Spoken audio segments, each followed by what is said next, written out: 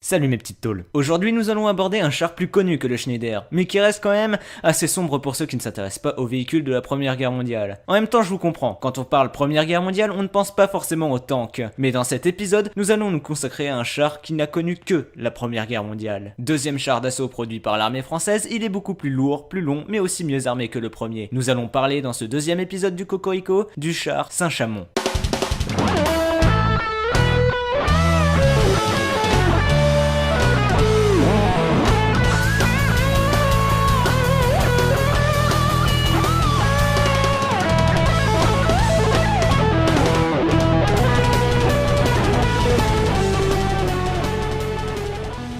Nous avons vu dans l'épisode précédent ce qui a mené le développement du char. En pleine guerre de tranchées, la lassitude de guerre est au plus haut. L'état-major français cherche alors un moyen de percer ses lignes. Il faut donc à l'armée française un véhicule capable de résister à des balles, mais aussi capable de se mouvoir dans un terrain défoncé par l'artillerie, tout en pouvant franchir des coupures verticales comme des tranchées. A l'origine, les sociétés Saint-Chamond et Schneider reçoivent chacune une commande de l'armée française de 400 exemplaires d'un même char. Au début de l'année 1916, alors que le prototype commun, le tracteur A, est en cours de finition, le soldat Pierre Lescure conçoit le compartiment de combat, et le lieutenant Fouché fait rallonger la suspension pour améliorer le comportement en tout terrain. Le train de chenille est directement aspiré par le tracteur Holk Caterpillar, déjà utilisé par l'armée pour le halage des pièces d'artillerie lourdes. Mais l'ingénieur en chef de Schneider, Eugène Briet, rejette ce premier prototype. Il choisit un nouveau dessin intégrant son invention, une queue permettant de franchir les tranchées avec une longueur de caisse bien inférieure, rendant possible la création d'un véhicule plus léger. La société Schneider refuse alors de partager l'invention brevetée par Briet avec la société Saint-Chamond, qui de son côté ne veut pas verser de redevance à Schneider. Dès lors, les deux compagnies travaillent sur deux véhicules très différents, bien que dérivant tous deux du tracteur A initial.